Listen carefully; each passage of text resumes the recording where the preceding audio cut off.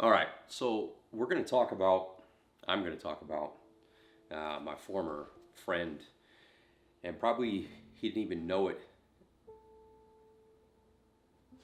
even in the slightest bit, but he was a big mentor to me, and that is the former John Meadows, Moutaindog. And so, for those of you guys that aren't aware, go look John Meadows up here on YouTube. He has a very strong YouTube page that is, carrying on his legacy, which is really, really great. But John was a pretty unique and great individual, huge influence in the fitness industry, health industry, inside of bodybuilding, a bodybuilder's bodybuilder, if you want to call them that. Just an overall good and genuine human being. And I mulled over in my brain. He's unfortunately, been passed now for several weeks. I've been mulling over in my brain this.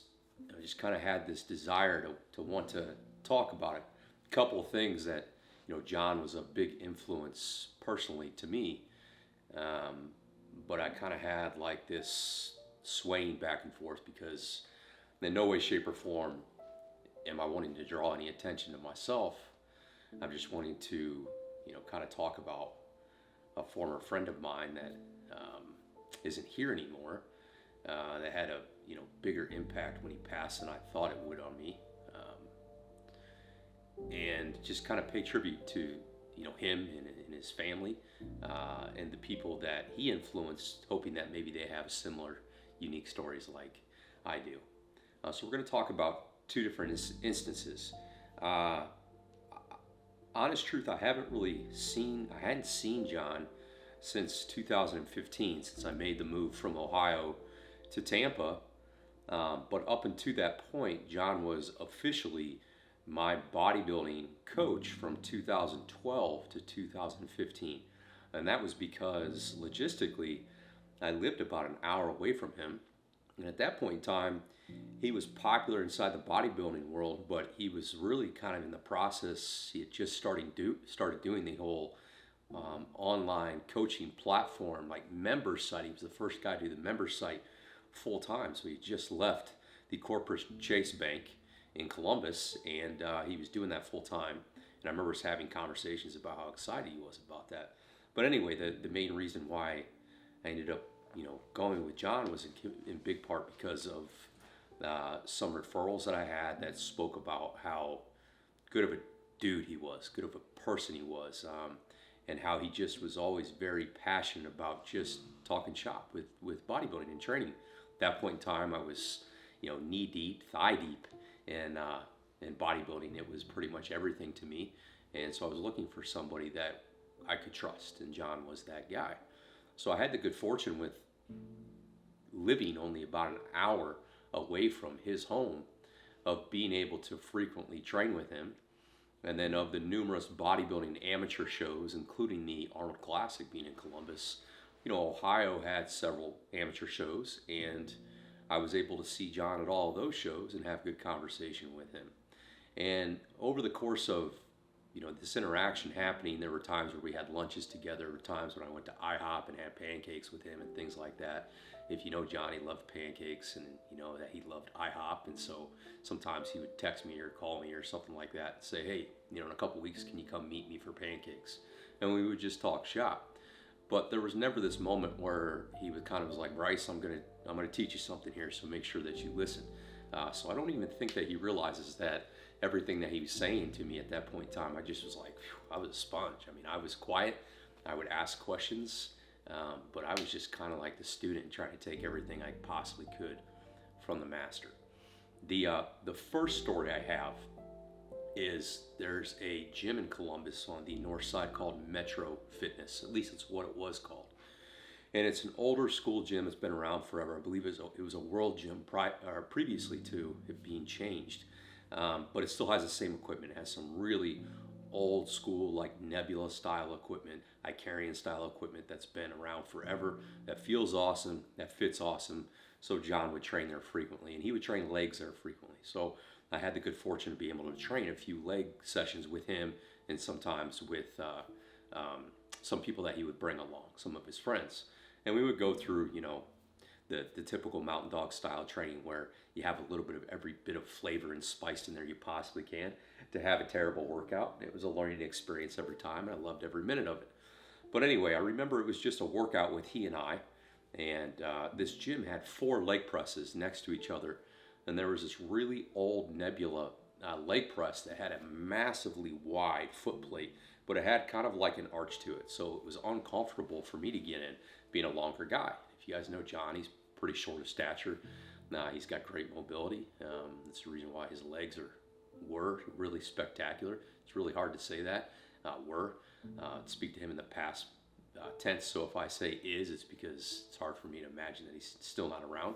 But anyway, I remember getting in this leg press, and at this point in time, I just would use machines for what they were for. Leg extension is for quads. Squats are for legs. Hamstring curls are for hamstring curls. They were just, these things that were designed specifically for everybody to build, a muscle group. They work for everyone. Well, if you guys know anything about mechanics, you can realize that that's not always the case. Sometimes you have to fit that tool. Well, all times you have to fit that tool. And for some people, it's a little harder than the next. So we were doing sets of 50 repetitions on this leg press. We were finishing our workout. It was 2 sets of 50 repetitions. I did my first set, and I just kept readjusting my feet because I could not get comfortable, and I kept having like this back pain. Now, I wasn't sloppy with my training. I prided myself on form even then, but it was a shell of what I know now. So there wasn't like this presence of momentum. I wasn't throwing the weight. I wasn't going to a depth where my butt was coming off a pad. I just had this low back pump. And I remember John making the suggestion of like, hey, don't worry so much about your depth. Just focus on maybe your feet going a little higher, maybe not quite so wide, and just see how much range of motion you can get out of your knees. And whenever your knees feel like they can't go any further, just stop there and stay inside of that.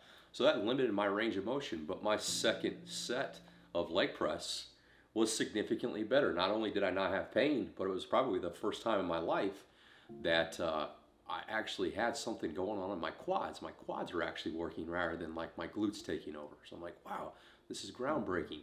And so we didn't really have a conversation about that, but I remember going home and thinking, there's more to this training thing than just getting in and just beating the piss out of yourself in an application. Because at that point in time, all I knew was effort. Get in, beat yourself up, don't make excuses, and like impart this stubborn muscle group to actually grow. That was my mentality. Now, it's a great method to start at, but you have to progress to somewhere to refine that skill.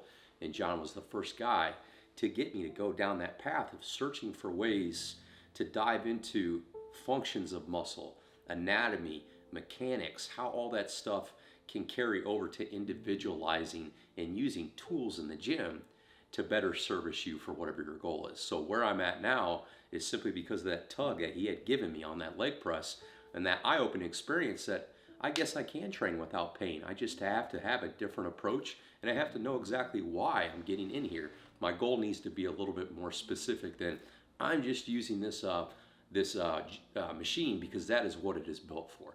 So that was lesson number 1 from John without him even knowing. And to this day, we never had a conversation about that.